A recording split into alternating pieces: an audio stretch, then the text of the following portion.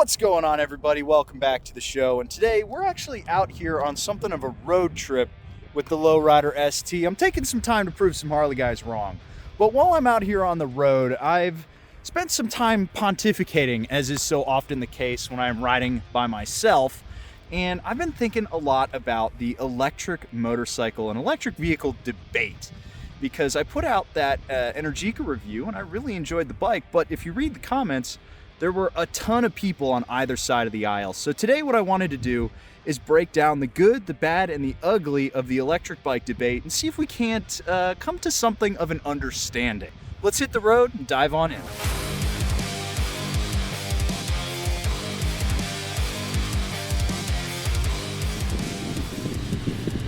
Okay guys, now I would like to, if you've made it through the intro for this video and you have not yet typed your comment, I would like you to refrain from typing it, at least for the time being. There's a lot of emotions that get brought up with electric vehicles, and if you are at all interested in reading all of them, either check below this video in a couple of days or go back and watch the Energica video. Check those comments out, card in the upper right if you want to look for it. This is such an emotionally charged topic, and unfortunately a lot of that emotional charging has come from our betters in Washington, D.C. I'm sorry. I don't want this to get overly political, because in America everything is political nowadays, but it's really hard to talk about electric vehicles when it's essentially been made into a wedge issue in the States. Let's get started with the good. So if you've never ridden an electric motorcycle, I highly encourage you to go ride one. They're actually very cool. They're very cool things. And I know a lot of people are going to say, oh, it doesn't vibrate, it doesn't have the personality, it doesn't make the sound that my ICE bike makes. And you're totally right. You're absolutely right. You are never going to get the same sensation from an electric bike that you're ever going to get from an ICE bike. That's not to say that electric bikes don't do cool things. First of all, you have incredible power right away at your fingertips all the time. A lot of bikes change the way that they feed in the power, like the live wire. It's got like 100 horsepower, 80-ish foot-pounds of torque, if I remember correctly, and it rides, its power band is kind of like a middleweight naked bike, so like a 650 to the CBR 650R, CB 650R rather. But that power is just boom, it's right there. The second you twist the throttle open, it goes.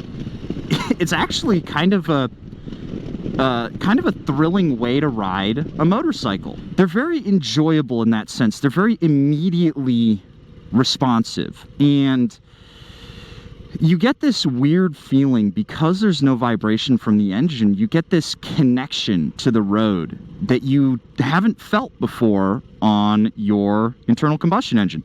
Doesn't matter if you're riding a Goldwing or a really smooth BMW. An electric bike is smoother. They just are. Try doing this on your motorcycle. Try hitting rumble strips on the side of the road, which we don't have any here, but try hitting some rumble strips. Do you actually feel them through your motorcycle? Do you actually feel them over the engine? A lot of bikes, you're probably not gonna, actually. I know I don't feel them on my Ducati. I know I don't feel them on this Harley. I sure as hell don't feel them on the KLR. You know, there's a lot of those things that you don't feel, and you don't realize that you don't feel until you get on an electric bike. And then you're like, holy cow, you know, I really can feel every single nook and cranny in the road. It's a very unique riding experience, and it's one that's hard to put into words. So if you're one of those holdouts who's like, ICE or electric over my cold, dead body, do yourself a favor and at least go ride one. It's okay if it doesn't change your opinion. It's totally fine. Just go ride one and see what it feels like, because it's so different. And I think you'll probably be able to appreciate more why some people enjoy them. So that's the good out of the way. Let's talk about the bad. Oh my God, the range sucks on all these bikes. Okay, so the best range that I've ever gotten on an electric bike was on the Livewire. The reason why is because the Livewire doesn't have the insanely hopped up motor that the Energica did. The Energica Eva Rivella RS was a thrilling motorcycle to ride, but because it dumped so many kilowatts so fast, you were able to just nuke the range instantly. You know, I struggled to get like 80 miles out of it the way that I ride. Now, a lot of guys who are fully electric right now are probably typing away saying, if you put it in other modes, you're going to get better ranges, and if you're as throttle happy as you are on the Eva Ribella, you're going to have, if you're as throttle happy on the Eva as you are on like an MT-10, you're still going to burn through gas like crazy, you know? And they're right, but I can't instantly recharge the Eva. I have to take it to a charging station. And even on DC fast charge, it took me a half an hour to go from 40% to about 85%. Now, I will say right now that when Stefano from Energica was here, he was telling me these stories about guys who have done cannonball runs on their Energicas, and they were basically in that eco mode, the one that capped out at 55 miles an hour, and they were like full tuck the whole time. They were riding like this the whole time, and they were very smooth. They were doing everything humanly possible to limit their range usage, and they were getting like 250 miles of range out of their bikes. Okay, great. Nobody rides like that though. And yeah, you could modify your riding style, but you don't have to modify your riding style with an ICE engine.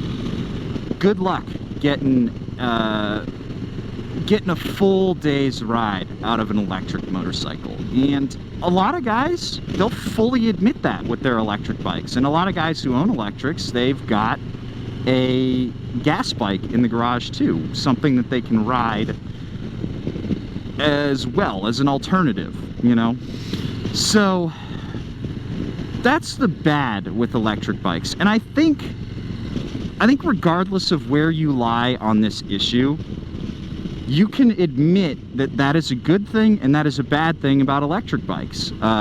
If you're on an electric, you can make your excuses, but you're probably sitting there like, yeah, the range does kind of suck. And if you're a ICE guy, you're probably like, yeah, the power out of those is real cool. Now, okay, we have to talk a little bit about the ugly here. And this is where, unfortunately, you cannot have this conversation with people, at least in the States, who are like really on one side or the other, because it has become this political wedge issue. So I'm going to try to avoid as much of the politics as humanly possible, but we have to start there. It's become a,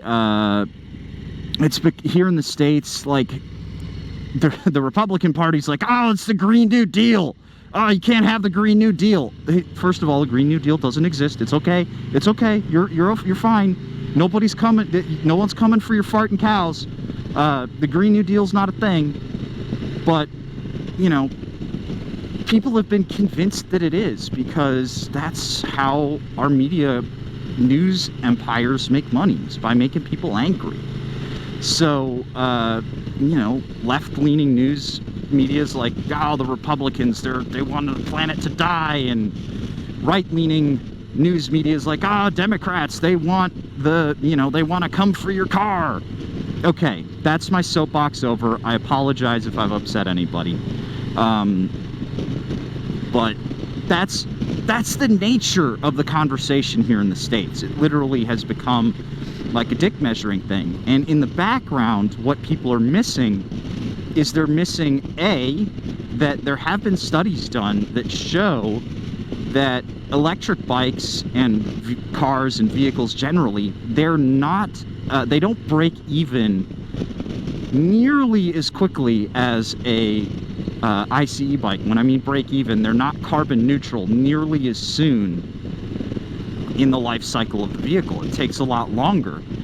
because the making of the batteries and the mining of the materials to make the batteries it's not good for the planet. And that is why we need to see more research into battery technology that is actually clean. It's also worth pointing out that here in the States, we burn things to get energy. That's how we do it.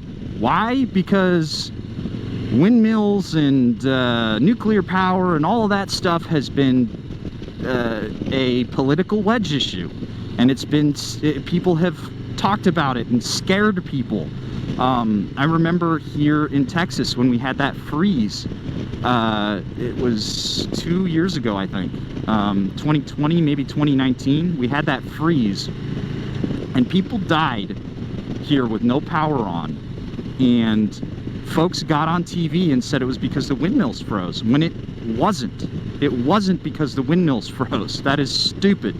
It is because natural gas failed, and most of our power comes from burning stuff, and if you can't burn stuff, you don't get power. The method by which we're making this electricity isn't green, so that in itself is bad for the environment. Last up on the ugly is, you know,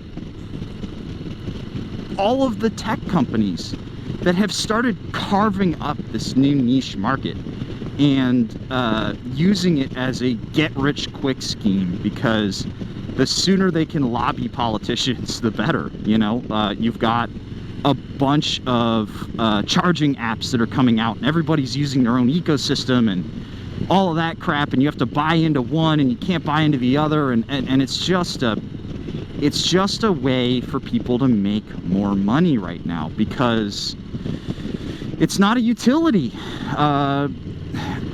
Here in America, you damn well better admit that if you don't have a car, life's a lot harder.